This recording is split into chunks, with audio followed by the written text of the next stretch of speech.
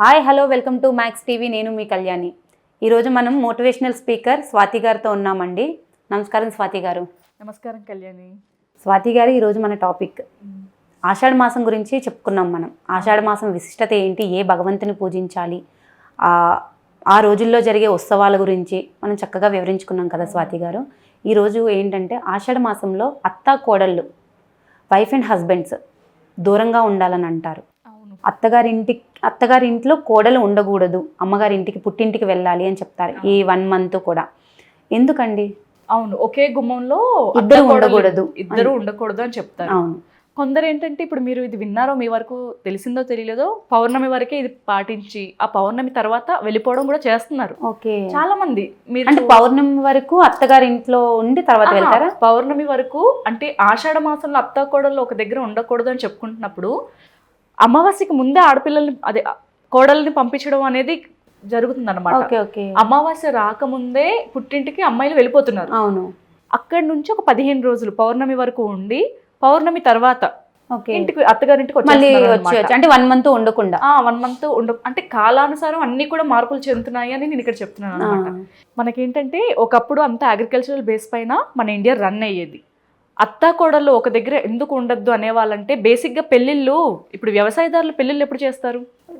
సమ్మర్లో ఏంటి, మాఘమాసం, జ్యేష్ఠ మాసం, ఆ టైంలో పెళ్ళిళ్ళు ఎక్కువ జరిగేవి.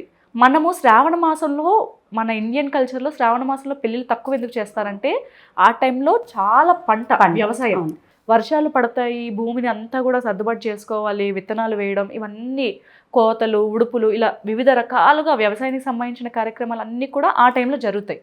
కాబట్టి పెళ్ళిళ్ళు అనేది మనకి అప్పుడు సమ్మర్లో ఎందుకంటే ఎలాంటి పని ఉండేది కాదు. ఎందుకంటే వాటర్ ప్రాబ్లం, తర్వాత వర్షాలు రావు, భూమి అంతా డిహైడ్రేట్గా ఉంటుంది, తేమగా ఉండదు, సాయిల్ ఎరోషన్ జరగదు, ఫర్టిలైజేషన్ ఉండదు. వీటి కారణాల వల్ల ఆ టైం స్పేస్ ఫ్రీగా ఉండేది. కాబట్టి పెళ్ళిళ్ళు ముహూర్తాలు ఆ టైంలో పెట్టుకునే వాళ్ళు అనమాట. ఇప్పుడు మాఘమాసంలో పెళ్ళయింది, తర్వాత జ్యేష్ఠ మాసం ఒక నెల భార్యాభర్తలు ఒక దగ్గర ఉంటారు, ఆషాఢ మాసంలో కూడా ఉంటారు. అందరికీ తెలిసిందే కన్సీవ్ అవ్వడానికి ఎంతసేపు, అంతే కదా. ఒకవేళ ఆషాఢ మాసంలో కన్సీవ్ అయితే కరెక్ట్గా మనకి ఎండింగ్ మార్చ్ వచ్చేసరికి డెలివరీస్ అవుతాయి. మార్చ్ ఎండింగ్ 4th week కానీ 2nd week కానీ లేదా ఏప్రిల్ 1st week కానీ డెలివరీస్ అవుతారనమాట.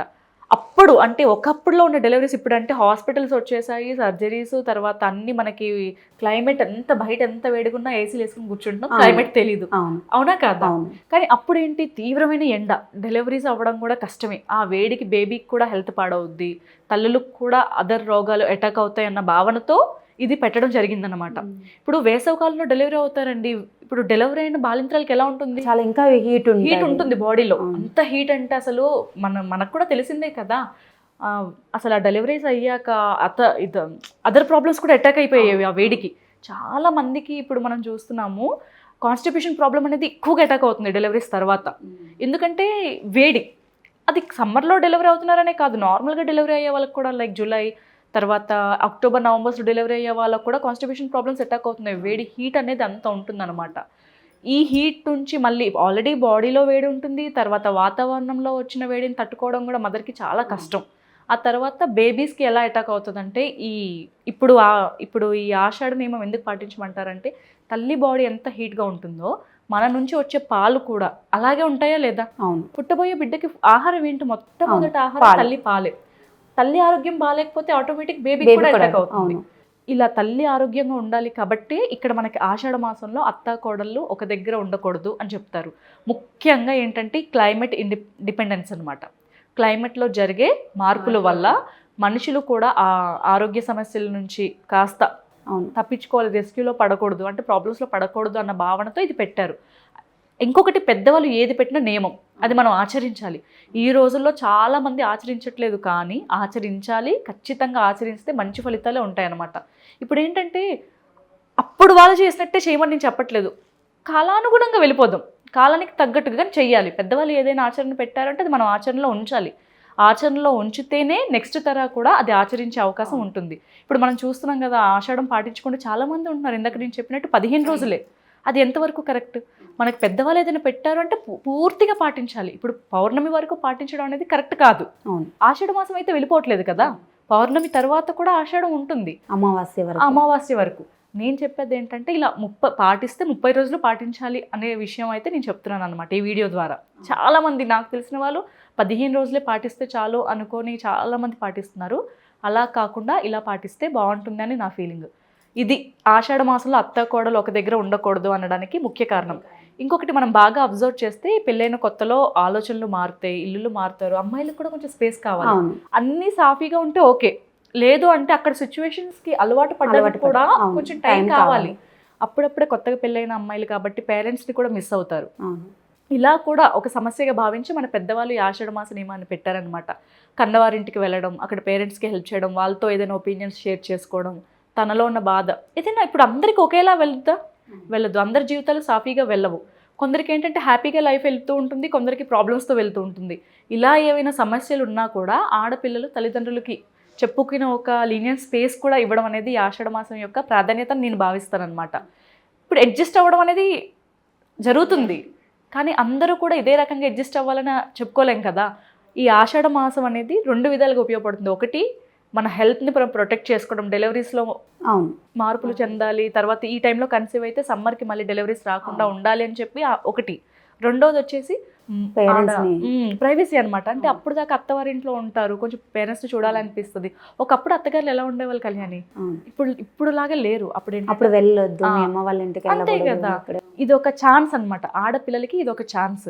అలాగే ఈ ఆషాఢ మాసంలో వెళ్ళి కన్నవారింట్లో ఉండి శ్రావణ మాసంలో వస్తారు.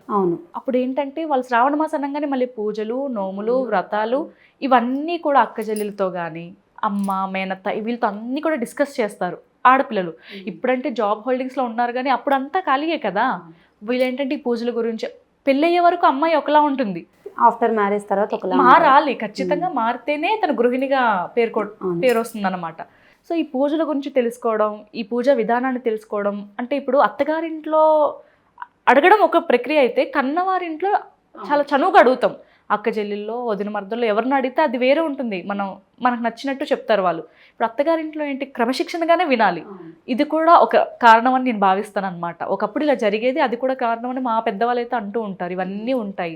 శ్రావణ మాసం వస్తుంది, మళ్ళీ పూజలకు కావాల్సిన సామాగ్రి కూడా కన్నవారు పెడతారు. శ్రావణ పట్టి అంటారు కదా, చీర, బంగారం, తర్వాత పసుపు, కుంకుమ, మిగతా ఏవైతే ఆడపిల్లకి కావాలో అవన్నీ కూడా ఏర్పాటు చేసి మళ్ళీ పంపిస్తారు. పూజ చేసుకోవడానికి కావాల్సిన సామాగ్రి అంతా ఏర్పాటు చేసి పంపిస్తారనమాట.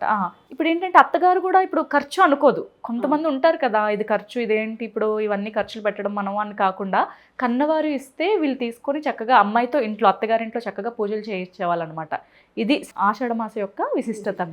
అత్త కోడలు దీనికోసమే ఒక ఇంట్లో ఉండొద్దని చెప్పారు, కానీ ఉండడం వల్ల చెడు జరుగుతుంది అయితే నేను అన్ను. ఒకటి నియమం పెట్టారు, మన నియమం పాటించాలి అంతే. ఇది మనకి మంచిది అన్న అభిప్రాయం అనమాట. చాలా చక్కగా చెప్పారు స్వాతి గారు. ఓకే అండి.